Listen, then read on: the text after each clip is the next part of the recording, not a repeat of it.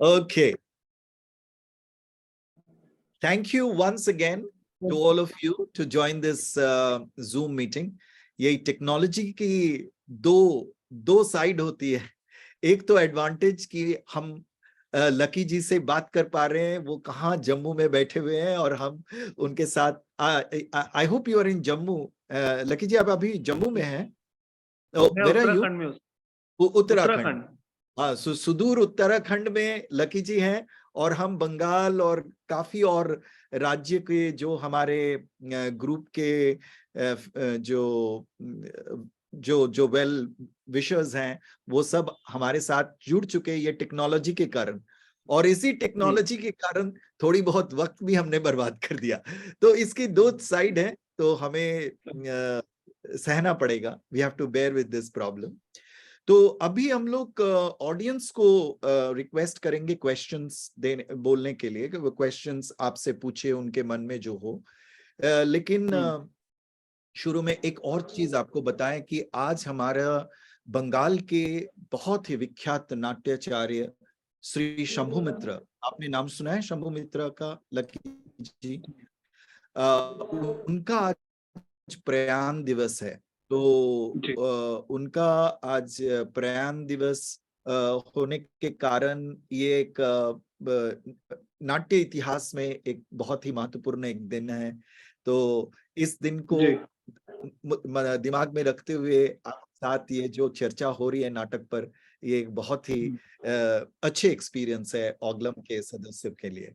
तो हम जो बता रहे थे कि आप ऑडियंस को आप इंक्लूड कर लेते हो एज एन एक्टर, वो लोग परफॉर्म भी करना शुरू करता है आपके साथ, क्योंकि आप उसे push. So how do that, what is that, मतलब वो टेक्नोलॉजी क्या है आपका ऑडियंस को इंक्लूड करना? और ऑफ कोर्स हम एक लंबा नाम दे देते हैं, इम्प्रोवाइज करना या ऑडियंस ही react, interaction, but these are all terms, लेकिन आप करते हो, अगर आप ये बताएं तो बहुत अच्छा होगा। जी सर, मैंने थोड़ा बहुत जो मैं वापस फोक थिएटर पे आ रहा हूँ। जो मैंने थोड़ा बहुत फोक थिएटर को स्टडी किया या मैंने जो देखा है घूम घूम के, तो वहां पर जो फोक आर्टिस्ट हैं उनके पास कोई और टेक्निक है नहीं, क्योंकि वो जिस तरह के इंस्ट्रूमेंट के साथ काम कर रहे हैं, जिस तरह का वो कहानी सुना रहे हैं, वो स्टोरी टेलिंग कर रहे हैं, या कोई इंस्ट्रूमेंट बजा रहे हैं या कोई गाना गा रहे हैं, उनके बीच में जो उनकी स्पेस है, जिस तरह की स्पेस पे वो परफॉर्म कर रहे हैं, वहां पर बहुत सारा डिस्ट्रैक्शन, डिस्टरबेंस, वो सब चीजें होती हैं। तो बहुत सारे फोक आर्टिस्ट हमेशा से इम्प्रोवाइज करते रहे हैं कि वो दर्शक को जोड़े अपने साथ। और ये सीधे तौर पे किसी गाने में या किसी नृत्य में पॉसिबल नहीं है, पर कहानी में ये पॉसिबल है। तो मैंने ये सोचा कि जिस तरह के ऑडियंस मेरे साथ हैं, तो वो सिर्फ बैठकर नाटक देखकर ही क्यों जाएं, क्यों ना उनको भी नाटक का एक पार्ट बनाया जाए। तो शुरुआत जब बच्चों से की मैंने, तो बच्चे तो विलिंगली वो आते हैं और विलिंगली वो इम्प्रोवाइज भी करते हैं, वो मेरे साथ पार्टिसिपेट भी करते हैं और वो एक्टिंग भी करते हैं। बहुत सारे मोस्टली जो स्कूल्स में शोज होते हैं, वहां पर बच्चे बहुत एक्टिव इम्प्रोवाइजेशन करते हैं। तो वो एक बहुत ही मजेदार खेल बन जाता है बच्चों के लिए। तो वो जब देखते हैं कि कोई भी उनके बीच का बच्चा उठ के जाकर वहां जाकर वो डांट खा रहा है, या वो कुछ डायलॉग बोल रहा है, या वो हंस रहा है, या वो रो रहा है, तो ये शुरुआत में जब मैंने करके देखा, तो मुझे इसमें लगा कि इसमें बहुत सारी संभावनाएं हैं इसको और एक्सप्लोर करने की।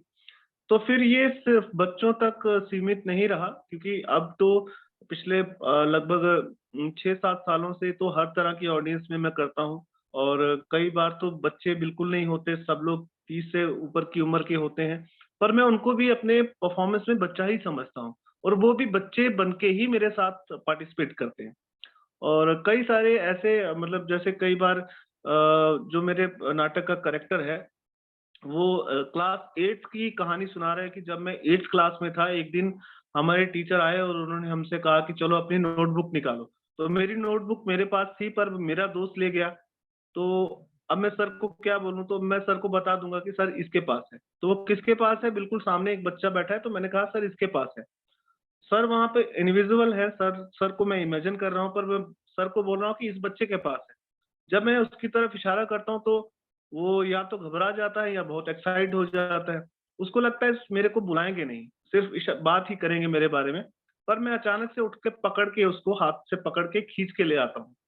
तो जब मैं उसको खींच के मंच पे ले आता हूँ, तो उस समय उसके लिए वो मोमेंट या तो बहुत वो अजीब तरह से बिहेव करता है, तब भी वो नाटक का हिस्सा होता है, और वो जो अगर डिसिप्लिन वे में भी जैसा मैं करना चाहता हूँ, अगर वैसा भी करता है, तब भी वो नाटक बन जाता है। तो दोनों ही परिस्थितियों में मेरे नाटक के लिए वो अच्छा होता है। तो इसी तरह से हर तरह की ऑडियंस भी ऐसे ही रिएक्ट करती है, और मैं मानता हूँ कि आप बीइंग ए परफॉर्मर जो अपने ऑडियंस से करवाना चाहते हैं, अगर आप ऑनेस्टली वो कर रहे हैं, तो आपकी ऑडियंस कभी भी आपको डिसअपॉइंट नहीं करेगी, वो आपको सपोर्ट करेगी। ऐसा मैं मानता हूँ, ऑडियंस हमेशा सपोर्टिव है। हाँ, ये तो बहुत अच्छा आपने बताया। ऐसा कभी हुआ कि ऑडियंस बहुत क्लोज्ड हो गया, आपने उसको बुलाया भी और फिर वो रिएक्ट नहीं किया, वो रिस्पॉन्ड नहीं किया, ऐसा, या बहुत चैलेंज कर दिया, आपको चैलेंज कर दिया कि आप मुझे क्यों, ये जो एक कंफर्ट जोन होती है ना ऑडियंस का कि हम कुछ नहीं करेंगे, हम सिर्फ देखेंगे, लेकिन जब आप हुँ, हुँ। उसको इसके अंदर ले आते हो तो वो चैलेंज्ड फील करता है। तो ऐसा कभी जी, हुआ आपका ये 1000 से भी बहुत ज्यादा बार शो में? तो बहुत फिर आप बार होता उसको है। कैसे डील किया, आपने उसको कैसे डील वो किया? जितना ज़्यादा वो चैलेंजिंग होता है, उतना ही ज़्यादा वो बहुत ही मज़ेदार मेरे लिए होता है, बहुत इंटरेस्टिंग होता है, और मैं उस समय इम्प्रोवाइज़ करने का मेरे पास बहुत सारा स्कोप होता है। मगर कई बार कुछ लोग ऐसे मिलते हैं, जो मुझसे भी ज़्यादा इम्प्रोवाइज़ करना शुरू कर देते हैं, जैसे स्कूल्स में होता है। तो कुछ समय पहले एक स्कूल में मेरे नाटक का एक किरदार है, एक बूढ़ा सरपंच है, एक बूढ़ा कैरेक्टर है, वो स्कूल में आता है और किसी एक टीचर को बोलता है कि सर मेरा ये पोता है, ये बहुत परेशान करता है। तो मैं किसी एक बच्चे को पकड़ के ले आता हूँ और उसकी पिटाई करना शुरू कर देता हूँ किसी छड़ी से, या उसको मारना शुरू कर देता हूँ। और जब उसको ऐसा लगता है, जब उसको मैं पीटता हूँ, तो बच्चे हँसते हैं, और वो समझ नहीं पाता कि मैं क्या करूँ। तो एक बच्चे को मैंने ऐसे ही पकड़ लिया और उसको 2-3 थप्पड़ लगा दिए। और जब मैंने उसको 2-3 ऐसे थप्पड़ लगाए, तो उसने वो नीचे बैठ गया और नीचे बैठ के ज़ोर-ज़ोर से रोना शुरू कर दिया, मुँह पर हाथ अच्छा। रख के। तो पहले तो मुझे लगा कि ये एक्टिंग कर रहा है, मगर जैसे मैंने उसका हाथ हटाया, उसको सच में आँसू आ गए थे। तो मैं थोड़ा-सा घबरा गया, तो मैंने उसके सर पे हाथ फेरा। जैसे मैंने उसके सर पे हाथ फेरा, वो मेरा हाथ पकड़कर खींचकर मेरे को टीचर के पास लेके जाता है, और सर बोलता है, "सर ये जो मेरे दादाजी हैं, पूरा दिन बीड़ियाँ पीते रहते हैं और मुझे गालियाँ निकालते रहते हैं। ये जो भी बोल रहे हैं बिल्कुल झूठ बोल रहे हैं।" तो और उसके बाद उसने मेरा हाथ छुड़ाया, और वहाँ एक सीढ़ी थी, सीढ़ी के ऊपर चढ़ गया वो बच्चा। मेरे को बोलने लगा, अब बताओ मैं आपकी पोल खोलूँ उनके सबके सामने। तो उस बच्चे ने 2 मिनट के सीन को 10 मिनट का बना दिया, और मैंने फिर लास्ट में उसको हाथ जोड़े, मैंने कहा, ठीक है भैया, तू मेरे से बड़ा एक्टर है, तू नीचे आ जा, अब अगला सीन शुरू करते हैं।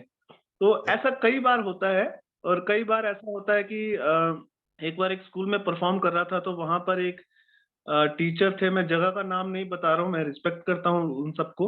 एक टीचर थे, मैंने जाकर, मेरे हाथ गंदे थे और उनके काले रंग की उनकी पैंट थी, तो मिट्टी लगी थी मेरे हाथ पे। मैं उनके टीचर के टाँगों के ऊपर अपने हाथ रख दिए, और मेरी सारी मिट्टी जो थी उनके उस पे लग गई। और उन टीचर ने मुझे एक ज़ोरदार झापड़ लगाया, और इतना ज़ोर से थप्पड़ लगाया कि मैं वहाँ से कम भी 2 फीट जाकर दूर गिरा, और बहुत रूडली उन्होंने बिहेव किया और गालियाँ निकालना शुरू कर दी। और वो स्कूल के मतलब सेकंड मतलब जैसे वाइस प्रिंसिपल थे, और प्रिंसिपल उस दिन नहीं थे स्कूल में, तो उन्होंने कहा, "चलो भाई अपना सामान उठाओ, निकलो, भागो यहाँ से, कोई नाटक-वाटक नहीं होगा। तुम लोग आकर टाइम बर्बाद करते हो हमारा। क्या तमाशा है ये? क्या बच्चों को पढ़ाने के लिए बिठाया हमने, किस लिए बिठाया यहाँ पर? चलो उठाओ, सामान उठाओ।" और परफॉर्मेंस शुरू की। समझ गया। तो तो फिर ऐसा बहुत बार होता है सर, ये सब चीज़ें मेरे परफॉर्मेंस का पार्ट है, वो मैं एन्जॉय करता हूँ उसको। और ये तो आपको परफॉर्मेंस को भी बहुत एनरिच करता होगा, मतलब ये और भी समृद्धि देती होगी आपकी परफॉर्मेंस को, जी, क्योंकि ये तो बिल्कुल। ह्यूमन जो समस्या, मानसिक जो हुँ, खेल, जो मानसिक खेल हुँ, खेलते हैं, तो वो खेल में हुँ, और और होशियार बन जाते हो आप जब इस तरह के एक्सपीरियंस होती है। हाँ, मैं इसमें एक चीज़ आपको बताना चाहूँगा। मेरे नाटक के अंत में, परफ़ॉर्मेंस के अंत में, वो बच्चा जो मेरे नाटक का किरदार है, वो एक बच्चों से कहता है कि मैं आप लोगों को एक कविता सुनाता हूँ, मैंने आज सुबह ही लिखी। तो वो कविता है माँ के बारे में। आप सुन पा रहे हैं सर? हाँ, सुन रहे। हाँ, मैं सुन हाँ, पा रहा तो कविता है माँ के बारे में। तो मैं दर्शक में से कोई भी एक जो ओल्ड लेडी होती है, उसको अपनी माँ बनाकर उसके पास जाता हूँ और कविता सुनाता हूँ और उसके बाद उसके पाँव दबाता हूँ, उसकी गोदी में सर रख के सो जाता हूँ। सॉरी। तो जब ये मैं इंटरैक्ट करता हूँ, उस समय जो भी महिला वो होती है, वो महिला उस समय मैं उसे अपनी माँ की तरह ट्रीट करता हूँ और मेरी माँ की तरह ही मेरे साथ बिहेव करती है। और जो माँ है उसका दिल बहुत कोमल है। तो अधिकतर समय पर वो बहुत भावुक हो जाती है, रोने लगती है, मुझे गले लगा लेती है। वो उनकी अपनी लाइफ उसके साथ कनेक्ट हो जाती है। कई सारे बात ऐसी होती हैं जो माँ अपने बच्चों के लिए फ़ील करती है। बच्चे माँ से रूडली बिहेव करते हैं या झगड़ा करते हैं, या कोई माँ ऐसी भी है जिसके जिसके बेटे की कुछ समय पहले डेथ हो गई, उसके साथ वो एक फीलिंग जुड़ जाती है, या उसका बेटा उसके पास नहीं है, कहीं बाहर दूर काम कर रहा है। तो उस समय जो माँ वो रिएक्ट करती है, वो जो बिहेव कर रही है उस समय मेरे साथ, कई बार वो लेडी मुझे मेरे सर पे हाथ रख के मेरे माथे पे चूमती है, मुझे हग कर लेती है। और अभी कुछ समय पहले एक मैं कर रहा था, तो वो जब मैंने उसने मुझे हग किया और वो इतना बुरी तरह से रोने लगी और उसके आँसू मेरे चेहरे पर गिर रहे थे, और कहानी मतलब कविता खत्म हो गई, पर अब मैं उसको एलिनेट करने की कोशिश कर रहा हूँ, पर वो एलिनेट नहीं हो रहा है। तो ऐसा भी कई बार होता है, और ऐसे भी मतलब ये कई बार कह सकता हूँ कि थोड़ा-सा ये चैलेंजिंग भी होता है, कई बार ये डेंजरस भी हो जाता है, कई बार मुझे उनको उस ट्रांस में जाकर उनको बाहर भी निकालना पड़ता है। तो ये बहुत मेरे लिए एक एनरिचिंग एक्सपीरियंस होता है। जी। अब हमारे ऑडियंस कुछ प्रश्न पूछ रहे हैं, तो ये एक पायल त्रिवेदी जी हैं। She is research scholar and she has hmm, done her PhD theatre पे। उन्होंने थिएटर के ऊपर उन्होंने गवेषणा किया है। तो शी इज फ्रॉम अहमदाबाद से। तो उनका एक प्रश्न है कि वो जो मैं बता रहा था कि वेस्टर्न थिएटर में एलियनेशन की जो बात है, तो वो कह रही हुँ, थी कि हमारे जो क्लासिकल जो नाट्य शास्त्र है, जो नाट्य हुँ, धर्मी जो नाटक है, जी, लोकधर्मी और नाट्य धर्मी, जो नाट्य धर्मी नाटक है, वहां पर जो कुछ कुछ बातें होती है, जैसे चढ़ा के मेकअप करना, या हुँ, डालना, या जनांतिक में बात करना, तो ये भी कुछ कुछ एलियनेशन की मेथड हमारे क्लासिकल थिएटर में भी है। ये बता रही जी, थी कि सिर्फ फोक में नहीं, हमारे क्लासिकल थिएटर में भी ऐसा है। हुँ, थैंक जी, यू फॉर बिल्कुल। This. Thank you Payal. I think Lucky ji and both of us agree on that, and that's a different discussion. वो हम लोग बाद में करेंगे। लेकिन उनका एक प्रश्न था कि जी। बच्चों और बड़ों जो ऑडियंस है, इन दोनों में मौलिक डिफरेंस क्या है? बच्चा उम, ऑडियंस और बड़े ऑडियंस, ये दोनों अडल्ट अ, ऑडियंस, जी, जी। डिफरेंस। जो एक्चुअली में जो थोड़ा बच्चे हैं जो, उनका कोई लाइफ़ को लेकर कोई एक्सपीरियंस नहीं है। जो बिल्कुल बच्चे हैं, उनको लाइफ़ को लेकर कोई एक्सपीरियंस नहीं है, और वो जब कोई लाइफ़ की बात सुनते हैं या वो जब लाइफ़ से कनेक्ट होते हैं, वो बहुत प्योरली बिहेव करते हैं। तो उनका जो एक्सप्रेशन होता है बहुत प्योर होता है। और जो बड़े हैं उनका लाइफ़ का जो एक्सपीरियंस है वो किसी भी थिएटर को देखते समय, किसी भी जैसे मैं इंटरैक्ट करता हूँ, तो वो देखते समय उनके जो पास्ट एक्सपीरियंस और उनका जो मतलब एक लंबा एक लाइफ को देखने का एक्सपीरियंस है, वो उसको उस तरह से जज करते हैं या उस तरह से उसको एनालाइज़ करते हैं। पर जो बच्चे हैं, वो कोई किसी तरह का कोई एनालाइज़ नहीं करते, वो जो चीज़ उन्हें महसूस होती है, वो उस पे रिएक्ट करते हैं, और वो जो थॉट है, वो बहुत ईज़ी वे में, बहुत आसानी से बच्चों के मन तक पहुँचता है। और बड़ों तक पहुँचाना थोड़ा-सा चैलेंजिंग मुझे लगता है, मगर कई बार ऐसा भी नहीं है कि मैं कह सकता हूँ कि उन तक नहीं पहुँचता है। उन तक भी बात पहुंचती है, पर उनका एक जो थॉट प्रोसेस है उसको मुझे कहीं ना कहीं उसके ऊपर जाकर अपने थॉट को वहां तक पहुंचाना पड़ता है। हाँ, मतलब बड़ों के वो जो एक वॉल बनी होती है, अपने अपने जो दुनिया रहती है, उस दुनिया को पेनिट्रेट करना थोड़ा डिफिकल्ट होता है, लेकिन बच्चों का वो एक ओपन, एकदम खुला दिमाग रहता है, तो वहां घुसना थोड़े आसान होती है, और ये कल्पना जो है वो भी कर सकते। तो एक और एक हमारे दर्शक हैं शायोन पॉल, उनका प्रश्न है कि आप एक परफॉर्मेंस को बिलीवेबल कैसे बनाते हैं, कि लोगों को लगे कि वो सच है, ऐसा कैसे आप करते हो, उसकी क्या टेक्निक है, और आप कैरेक्टर्स किस तरह डेवलप करते हो, मतलब इतने जो मल्टीपल कैरेक्टर्स आप प्ले करते हो उसको आप किस तरह डेवलप करते हो। ये शायोन पॉल जी, जो हमारे दर्शक है उनका क्वेश्चन है। एक तो ये सब चीजें एक लंबे अभ्यास से, एक लंबी प्रैक्टिस से होती हैं। और जहां तक बिलीव की बात है, तो थिएटर में बिलीव ही तो पहली एक जरूरत है, तभी आप बिलीव करेंगे और तभी आपका दर्शक बिलीव करेगा। तो बिलीव में जाना, उसकी कोई टेक्निक नहीं है, मैंने उसको कोई किसी टेक्निक में नहीं कर सकता हूँ, बता नहीं सकता हूँ, पर ये समझता हूँ मैं कि मैं जिस किरदार को परफॉर्म करता हूँ, मैं उस समय उस किरदार के जीवन के बारे में ही सोचता हूँ, और मैं उस किरदार की जो परिस्थिति है, उस किरदार का जो हाव भाव है, उस किरदार की जो मौजूदा जो उसका क्राइसिस है, उसी में जीता हूँ उस समय। और मैं इस माफी चाहता हूँ सर, लाइट बंद हो गई, मैं थोड़ा बाहर आकर बात करता हूँ। कोई बात नहीं, कोई बात नहीं। हाँ, तो उस समय जो वो जो किरदार है, वो मेरे लिए एक तरह से, मैं कहता हूँ कि मैं एक तरह का इंस्ट्रूमेंट हूँ उस किरदार को लोगों तक पहुंचाने के लिए। तो मैं अपने आप को एक मीडियम मानता हूँ उस समय, कि मैं एक मीडियम हूँ अपने उस किरदार को उन लोगों तक पहुंचाने के लिए।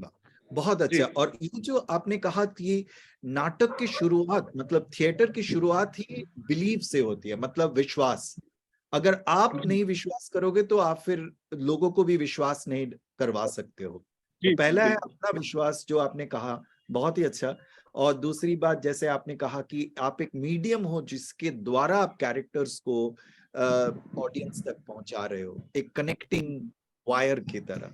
बहुत अच्छा, एक बेहतरीन आपने एक मेटाफर दिया। तो देवाशीष का एक अपना प्रश्न है।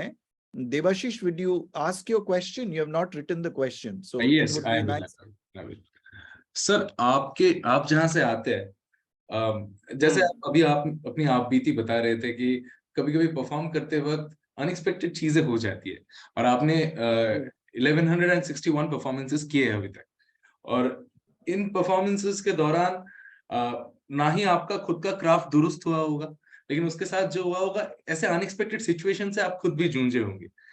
और शायद शायद मैं इसका अनुमान ही लगा सकता हूँ कि शायद इंसान सहज होता जाता है, कि किसी इंसान से झापड़ खा जाना, या कोई बच्चा आके, या फिर कोई ऑडियंस आके चीज को पूरा, जैसे हम स्ट्रक्चर्ड प्ले में जीना, मतलब हमारे लिए सहज रहता है, लेकिन अनस्ट्रक्चर्ड जब पूरी चीजें हो जाती है, अनएक्सपेक्टेड, हमें भी कुछ पता नहीं रहता, तो इंसान सहज भी हो जाता है, इंसान ओपन टू बहुत सारे सिचुएशंस भी हो जाता है।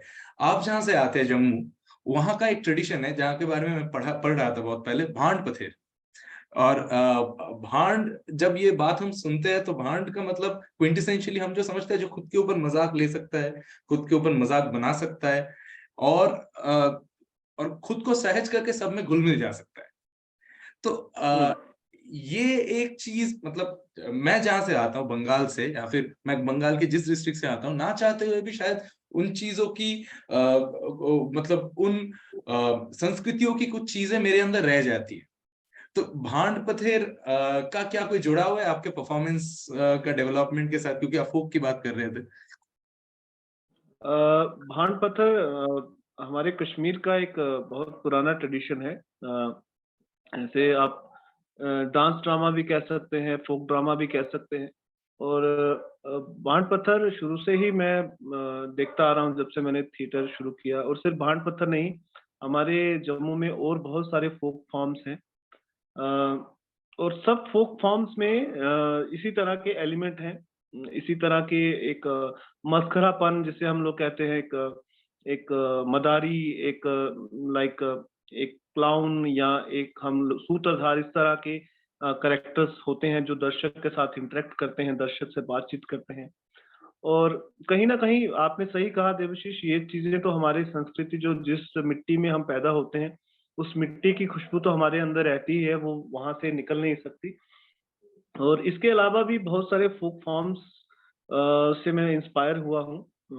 जैसे बंगाल के कुछ फोक फॉर्म्स हैं, यात्रा मैंने देखा, और इसके अलावा महाराष्ट्र के फोक फॉर्म्स देखे, नॉर्थ ईस्ट के फोक फॉर्म देखे। तो सब जगह के फोक फॉर्म बहुत रिच हैं। तो हर फोक फॉर्म में बहुत सारे एलिमेंट हैं। तो कोशिश करता हूँ कि उनसे सीखने की, उन कलाकारों से सीखने की, उनके उनके एक्सपीरियंस से सीखने की। तो मगर हमारी अपनी जो मिट्टी है उसकी तो खुशबू रहती ही है। तो कहीं न कहीं मेरी जो जम्मू कश्मीर के जो फोक फॉर्म्स हैं, उनका भी इन्फ्लुएंस मेरे परफॉर्मेंस में ज़रूर है। एक यही प्रश्न के, देवाशीष के प्रश्न के साथ ही जुड़े हुए और एक हमारे यंग जो ओग्लम के मेंबर है रितोर्मी घोष, उन्होंने एक प्रश्न किया है कि आप प्रोसेनियम थिएटर के साथ कनेक्ट क्यों नहीं कर पाए? मतलब क्या प्रॉब्लम थी आपकी प्रोसेनियम थिएटर करते वक्त? कौन कौन से प्रॉब्लम आपको लगा कि आपको अलग एक ऑल्टरनेटिव फॉर्म ढूंढना पड़ेगा? हो सकता है उसका कोई नाम ना हो, लेकिन प्रोसेनियम आपको तुष्टि नहीं दे रहा था, क्यों? ये जो दिक्कत है, ये दिक्कत हम लोग शुरू से फेस कर रहे हैं और अभी भी फेस कर रहे हैं। हर जगह, हर एक, जो हम कह सकते हैं कि एमेच्योर थिएटर वर्कर हैं, एमेच्योर थिएटर आर्टिस्ट हैं, छोटे-छोटे ग्रुप हैं। और अगर आप सिर्फ बंगाल की बात करें तो बंगाल में 3000 से ज़्यादा ग्रुप्स हैं। ऐसे ही पूरे भारत में हज़ारों ग्रुप्स हैं, और उन हज़ारों में से केवल 5% ग्रुप ऐसे हैं जिनके पास वो कैपेबिलिटी है कि वो अपने परफॉर्मेंस बना सकें, और वो अपने परफॉर्मेंस के लिए स्पेस हायर कर सकें, वो अपने परफॉर्मेंस के लिए पैसे इन्वेस्ट कर सकें, और उनके पास वो फंडिंग, उन ग्रुप्स के पास वो फंडिंग भी है कि वो पैसे से अपने थिएटर प्रोडक्शंस बना सकें। पर 95% जो थिएटर ग्रुप्स हैं, और उनमें उनके पास कोई सुविधा नहीं, उनके पास कोई पैसा नहीं है, वो नाटक कैसे करेंगे? तो मैं जिन ग्रुप्स के साथ काम मैंने किया है, उन ग्रुप्स के भी यही दिक्कत थी कि नाटक बनाए कैसे, और अगर बनाए और कुछ-कुछ पैसा मिलता था गवर्नमेंट से। जैसे हमारे जम्मू में जम्मू कश्मीर कल्चरल अकेडमी है, वो साल में एक बार एक ड्रामा फेस्टिवल करवाती है। साल में एक बार एक कॉम्पिटिशन होता है, ड्रामा कॉम्पिटिशन। उसमें एक ग्रुप को कुछ पैसे दिए जाते हैं प्रोडक्शन करने के लिए, उन्हें हॉल दिया जाता है। तो साल में एक बार हम लोग, जो मैंने देखा है, साल में एक बार हम लोग एक प्रोडक्शन बना के परफॉर्म करते हैं। अब वो जो प्रोडक्शन बन जाता है, वो तो गवर्नमेंट ने पैसा दिया और हमने प्रोडक्शन बना दिया और परफॉर्म भी कर दिया, कंपटीशन में कुछ इनाम भी मिल गए। पर उसके बाद वो प्रोडक्शन करें कहाँ? वो परफॉर्मेंस हम कहाँ करें? क्योंकि हमने जिस स्ट्रक्चर में बनाया है, उस स्ट्रक्चर के लिए हमें वापस वो ऑडिटोरियम चाहिए। और हमारे जम्मू में, जम्मू की बात करें, मैं जम्मू डिस्ट्रिक्ट से हूँ, जम्मू डिस्ट्रिक्ट में सिर्फ 2 ऑडिटोरियम है, एक ही मानकर चलता हूँ, बाकी कुछ प्राइवेट है और दूसरे संस्थाओं के। एक ऑडिटोरियम है, और अगर एक ऑडिटोरियम को मैं बुक करूँगा और वहाँ लाइट का खर्चा, वो सब चीज़ें मैं नहीं कर पाऊँगा। तो जब मैंने देखा कि ये तो पॉसिबल ही नहीं है, और मैं अगर रेगुलर काम करना चाहता हूँ तो मुझे रेगुलर स्पेस चाहिए, लोग चाहिए। सबसे बड़ी दिक्कत है स्पेस, और उसके बाद चाहिए ऑडियंस। तो ये 2 चीज़ें हम पूरे भारत में इस समय फेस कर रहे हैं सब लोग, और सब लोगों के सामने यही दिक्कत है कि स्पेस कैसे मिले और उस स्पेस पे ऑडियंस को कैसे बुलाएँ। तो मुझे इस सब करने के बाद समझ में ये आया कि स्पेस इम्पोर्टेंट नहीं है। ये स्पेस जो है, अगर आप इस प्रोसिनियम के माया जाल से बाहर निकलते हैं, तो स्पेस आपके लिए मैटर ही नहीं करती। आपके लिए सिर्फ मैटर करती है आपके ऑडियंस। और आप सोचिए कि मैं यहाँ कल किसी स्कूल में परफॉर्म करूँगा, वहाँ पर 1000 बच्चे होंगे।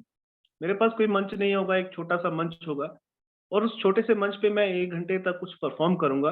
मेरे पास लाइट्स नहीं होंगे, कॉस्ट्यूम नहीं होंगे, मेरे पास वो जो नाट्य शास्त्र के द्वारा मतलब जिस तरह से नाट्य शास्त्र में एक सब चीजों का एक महत्व बताया गया है, मेरे पास वो कोई चीज नहीं है। पर मेरे पास एक कहानी है और मेरे पास एक आइडिया है, और मैं उसी आइडिया के ऊपर काम करके उन 1000 बच्चों तक एक कहानी पहुंचाऊंगा।